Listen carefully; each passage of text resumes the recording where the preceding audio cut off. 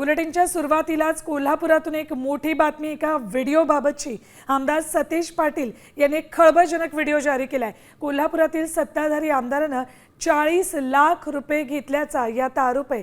एका तरुण कंत्राटदारानं हे पैसे दिल्याचं म्हटलंय। सतीश पाटलांनी हा व्हिडिओ मुख्यमंत्री आणि उपमुख्यमंत्र्यांना टॅग केलाय। या प्रकरणावर सरकारनं तातडीनं खुलासा करावा अशी मागणीही त्यांनी केली। ते मुलाशी बोलताना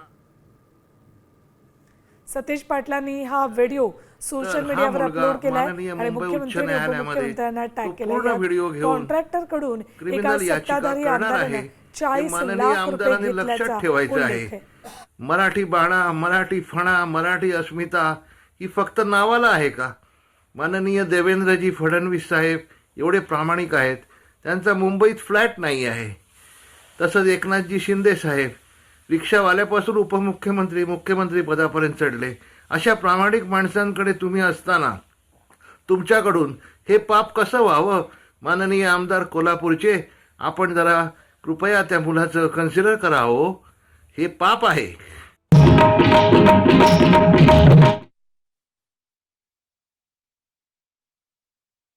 व्हिडिओ सतीश पाटील यांनी ट्विट केलेला आहे। साम टीव्ही मात्र या व्हिडिओची पुष्टी करत नाही। आमदार सतीश पाटलांनी हा व्हिडिओ बॉम्ब टाकलेला आहे। आपण अपडेट्स घेऊयात आमचे प्रतिनिधी रणजित माजगावकर यांच्याकडून। रणजित, निवडणुकांच्या अगदी तोंडावर काही तास शिल्लक असताना असा व्हिडिओ पोस्ट करण्यात आलाय सतीश पाटलांकडून। निवडणुकीचा प्रचार संपायला केवळ 4 तास शिल्लक असतानाच सतीश पाटलांनी आज सकाळी हा व्हिडिओ जारी केलेला आहे स्वतःच्या सोशल मीडियावर। त्यामध्ये एक व्यक्ती कोल्हापुरातल्या सत्ताधारी आमदारांना 40 लाख रुपये दिल्याचा उल्लेख करतो। यावरून या व्हिडिओवर इज इट ट्रू अशी कमेंट सतीश पाटील यांनी केलेली आहे आणि तो मुख्यमंत्र्यांना टॅग केलेला आहे।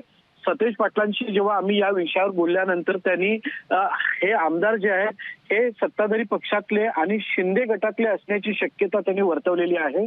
मात्र त्यांच्यापेक्षा गृहराज्यमंत्र्यांनी याची चौकशी करावी, पोलिसांनी त्या माणसाला बोलावून नेमका कोण आमदार आहे याची चौकशी करून लोकांसमोर आणावं असं आवाहन पोलीस, मुख्यमंत्री आणि उपमुख्यमंत्र्यांना केलेलं आहे। त्यामुळे धन्यवाद रणजित संपूर्ण माहितीसाठी। तर आमदारांना 40 लाख घेतानाचा हा व्हिडिओ सतीश पाटलांनी ट्विट केलेला आहे। मुख्यमंत्री उपमुख्यमंत्र्यांना टॅग केलाय आणि शिंदे सेनेचे हे आमदार असल्याचं यात म्हटलंय। मात्र सतीश पाटलांची प्रतिक्रिया आपण यावरची बघूयात। या व्यवस्थेमध्ये आमदारांच्यावर एखादा आरोप होतो त्यावेळी त्याची सत्यता पडताळणी होणं गरजेचं आहे, कारण की लोकांच्यात एक अविश्वासाचं वातावरण त्यामुळे निर्माण होतं। त्यामुळे मी तो ऑफिशियल पेजवर टाकून मुख्यमंत्री उपमुख्यमंत्र्यांना टॅग केलेला आहे। हे खरं आहे का खोटं आहे एवढंच आमचं म्हणणं। खोटा असेल तर हा व्हिडिओ खोटा आहे म्हणून त्या ठिकाणी, कारण तो सोशल मीडियावर व्हायरल झालं, ज्यांनी टाकलेलं आहे ती ID आहे त्यांना बोलवून घेतलं पाहिजे। त्या व्यक्ती कोण आहेत त्यांच्याकडून खातरजमा करून घेतली पाहिजे आणि खरं आहे का खोटं आहे हे एवढं लोकांना कळालं तर मतदानाच्या आधी लोकांना निर्णय घेणं सोपं होईल।